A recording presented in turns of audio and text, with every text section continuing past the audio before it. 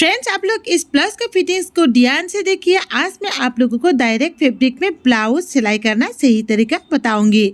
तो फ्रेंड्स, यहाँ पर आप लोग खुद ही देख सकती है इस ब्लाउज में कैसे फिटिंग्स आया है। यहाँ पर आप लोग देख सकती है इसका कातरी का शेप कितना अच्छा से फिटिंग्स आया है। तो फ्रेंड्स, आप लोग भी मेरे जैसा परफेक्ट फिटिंग्स कातरी का ब्लाउज डायरेक्ट फैब्रिक में सिलाई करना चाहते हो तो आप लोग इस वीडियो को जरूर देखिए।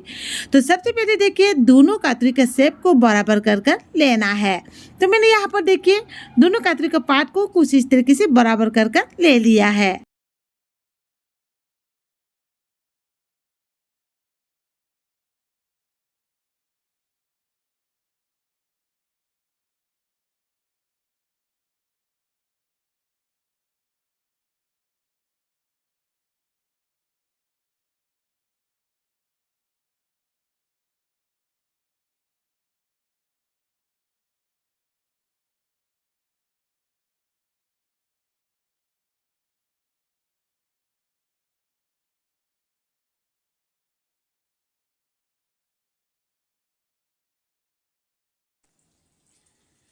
तो दोनों कातरी का पार्ट को सिलाई करने के बाद तो चलिए यहाँ से डाट लगाना है। डाट कितना तक लगाना है देखिए, इसको कैसे लगाना है। लगाने से पहले देखिए एक बार हमेशा ध्यान में रखना है, ये देखिए इसको ऊपर के साइड की तरफ से रखना है। तो चलिए अभी यहाँ से बराबर कर लेना है। बराबर मतलब यहाँ से देखिए जो दोनों कातरी का पार्ट को अटैच किया है वहाँ से इस तरीके से बराबर कर लेने के बाद यहाँ से डाट का मेजरमेंट लेना है। डाट के मेजरमेंट के शेप कितना तक रखना है ये आप अपने हिसाब से ले सकते हो। जैसे कि ये 36 साइज है तो इसको मैं देखिए 1 इंच से 2 फुट ज़्यादा कर लिया है। तो आप अपने हिसाब से शेप लगाना है, इस तरीके से त्रिशा लगाना है और ऊपर की साइड की तरफ से 2 फुट नहीं तो 3 फुट छोड़ देना है। तो यहाँ पर देखिए त्रिशा कर सिलाई करूँगी।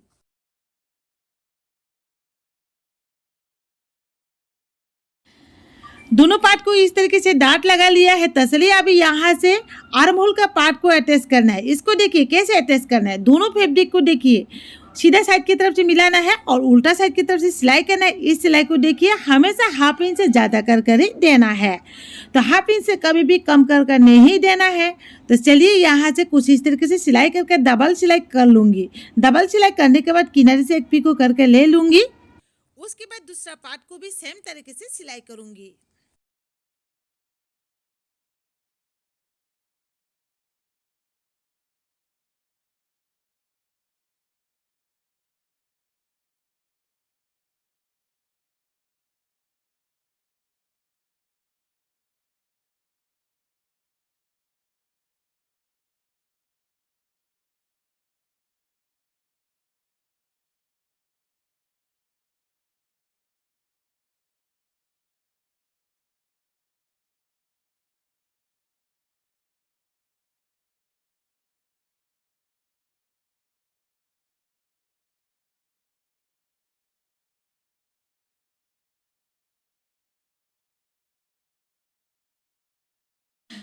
तो चलिए अभी युग पट्टी सिलाई करूंगी। मैंने यहाँ पर देखिए एक साइड की तरफ से मेजरमेंट ले लिया है। तो चलिए कितना तक लिया है मैं आप लोगों को बताऊंगी।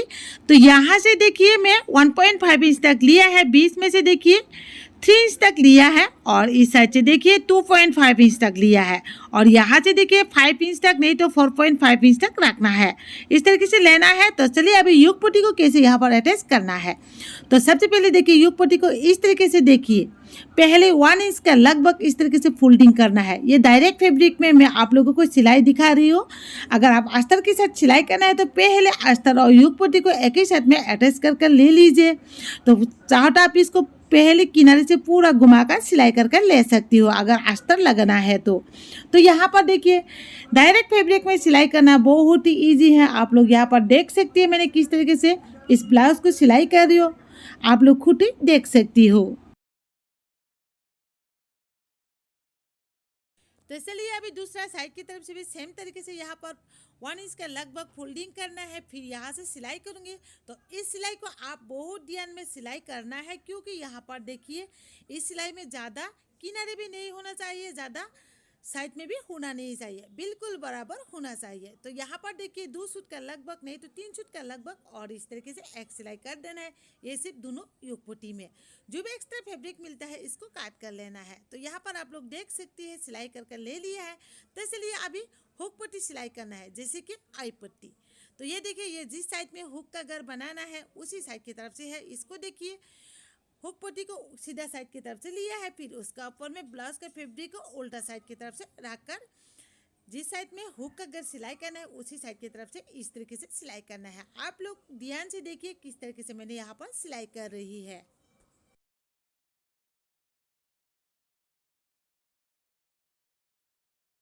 फिर चलिए इसको क्या करना है।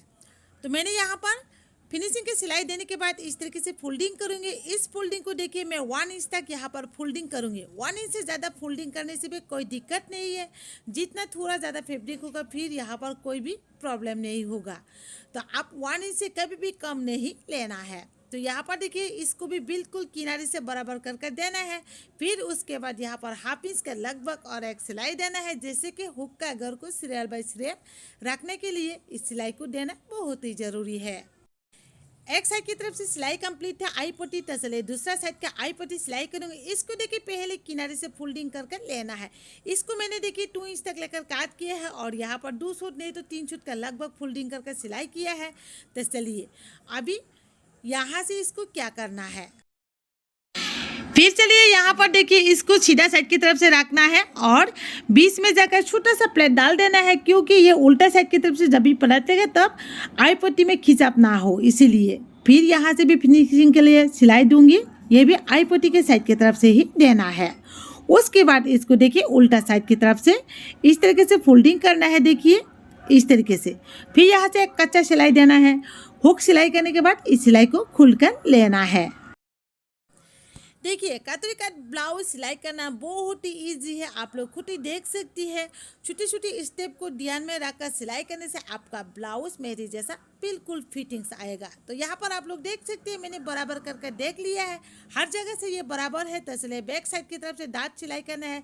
ये मैं कटिंग के टाइम में इसको निशाना देकर रखा है, आपको बता रही हूँ कितना तक लेना है। 2 फोल्डिंग में हाफ इंच लेना है और उठाकर सिलाई करने में आप कितना तक उठाना है, 5 इंच 4.5 इंच। मैं यहाँ पर 5.5 इंच तक उठाकर सिलाई किया है। तो यहाँ पर आप लोग खुद ही देख लीजिए मैंने यहाँ पर किस तरीके से डार्ट को सिलाई किया है बैक पार्ट का। तो चलिए अभी बैक पार्ट और फ्रंट पार्ट को पहले अटैच करके ले लूँगी, उसके बाद नेक पट्टी सिलाई करूँगी। तो यहाँ से देखिए हाफ इंच से थोड़ा ज़्यादा लेकर मैंने यहाँ पर सिलाई कर लिया है। ये देखिए दोनों यहाँ पर पार्ट को बराबर करके लिया है।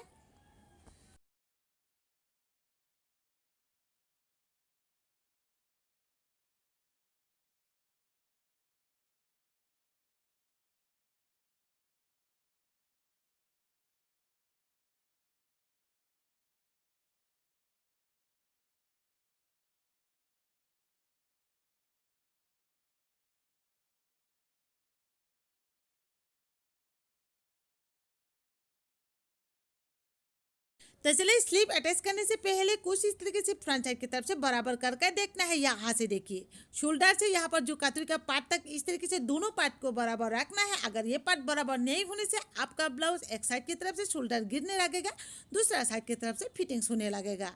तो इसी तरह बराबर करके रखना है। तो चलिए अभी यहाँ से स्लीव अटैच करूँगी। स्लीव देखिए कैसे सिलाई करना है। स्लीव को मैंने मिडल बराबर लिया है, जैसे कि ये नॉर्मल स्लीव है, तो पहले जैसा ही सिलाई करना है।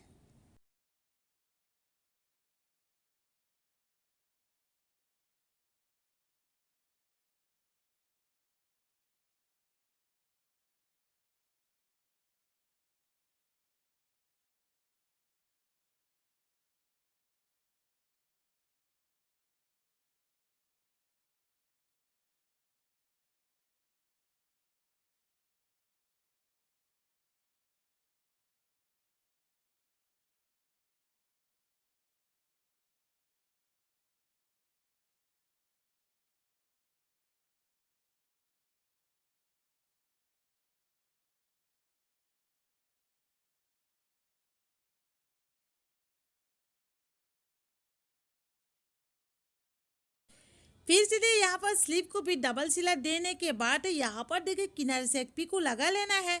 किनारे से पीको लगाने से क्या होता है, जैसे कि ये डायरेक्ट फैब्रिक में सिलाई कर रहे हैं, मैं यहाँ पर किनारे से पीको लगा दूंगी। जो यहाँ पर फैब्रिक का धागा वो नहीं निकाल पाएगा। अगर फैब्रिक और अस्तर लगाकर सिलाई करने से भी यहाँ पर कुछ इस तरीके से पिको लगाना है। अगर आपके पास पिको नहीं हो तो कोई बात नहीं है, आप लोग उसमें थोड़ा सा ज़्यादा करके सिलाई लीजिए और उसके बाद थोड़ा सा फोल्डिंग करके सिलाई कर लीजिए। आर्म होल के साइड की तरफ से मैंने कुछ इस तरीके से फोल्डिंग करके ले लिए है। आप लोग देख सकते हैं मैंने किस तरीके से लिया है। अगर आप लोग इससे ज़्यादा लेना है तो इससे ज़्यादा लेकर भी फोल्डिंग कर सकती हो। तो यहाँ से मैंने कच्चे सिलाई लगाऊंगी, हाथ से तुरपाई करने के बाद इस सिलाई को खोल दूंगी।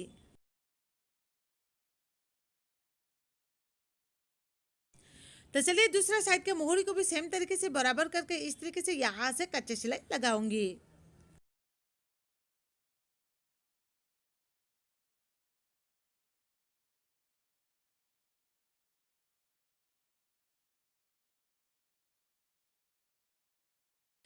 तो चलिए यहाँ से कमर पट्टी को फोल्डिंग करके सिलाई करके ले लूँगी। कमर पट्टी को पहले फोल्डिंग करके सिलाई करने से सही तरीका होता है। अगर ब्लाउज में अटैच करने के बाद इसको फोल्डिंग करके सिलाई करना थोड़ा दिक्कत होता है, तो इसलिए पहले इस तरीके से फोल्डिंग करके सिलाई करके लेना है।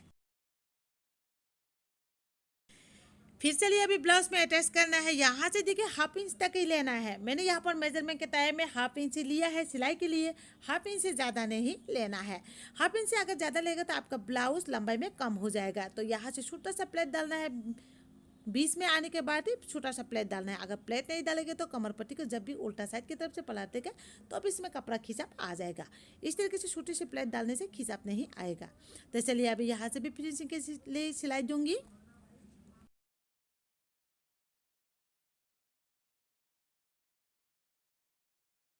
कमर पट्टी सिलाई करने के बाद नेक पट्टी सिलाई करूंगी। यहाँ से देखिए मैंने नेक पट्टी को सीधा काट किया है। तो यहाँ से हर राउंड कोना में 2 छोटा छोटा प्लेट डालूंगी। यहाँ से कुछ इस तरीके से छोटा छोटा ही डालना है, ज़्यादा बड़ा नहीं डालना है। तो ये देखिए 2 इंच का लगभग मैंने यहाँ पर दूरियां रखकर यहाँ पर प्लेट डालकर सिलाई किया है। हर जगह से इस तरीके से घुमाकर सिलाई कर लूँगी। अगर इसको उड़ेब काट करने से आप यहाँ पर प्लेट डालकर सिलाई करने का जरूरत नहीं है। अगर सीधा पट्टी काट करने से इस तरीके से छोटा छोटा हर राउंड कोना में 2 प्लेट डाल देना है। इस तरीके से 2 प्लेट नहीं डालने से क्या होगा, नेक पट्टी को जब भी हम उल्टा साइड की तरफ से पलट लेगा तो उस टाइम पे नेक पट्टी में बहुत ही कपड़ा खिंचाव होने लगेगा। तो इसीलिए ये छोटा छोटा प्लेट डालकर सिलाई करना है। उसके बाद चलिए इस बात को भी हमेशा ध्यान में रखना है, नेक पट्टी सिलाई करने के बाद इस तरीके से छोटा छोटा काट देना बहुत ही ज़रूरी है।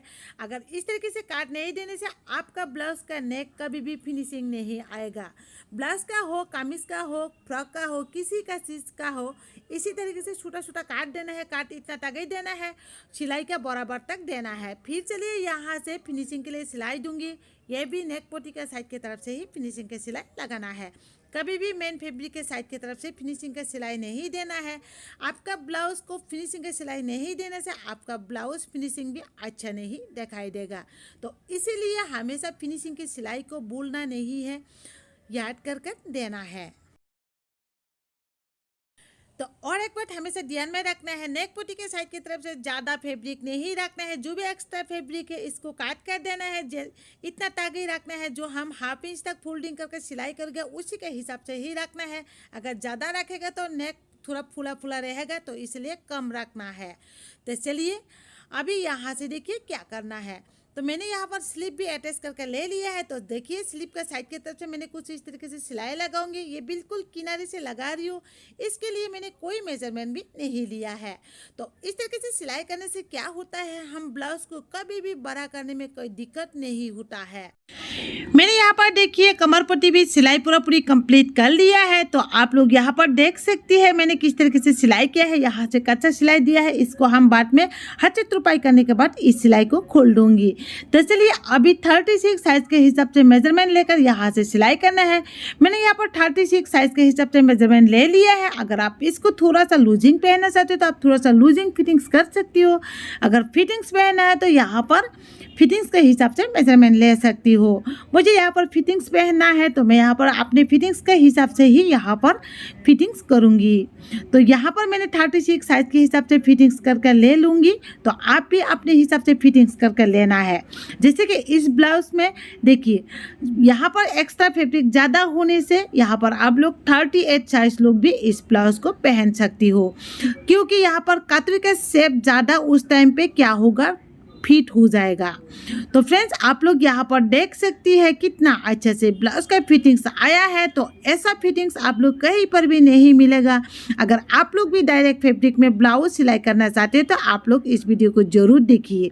तो डायरेक्ट फैब्रिक में ब्लाउज बहुत ही अच्छा फिटिंग्स आता है, जो हम लोग अस्तर लगाकर सिलाई करते हैं उससे भी अच्छा फिटिंग्स आता है।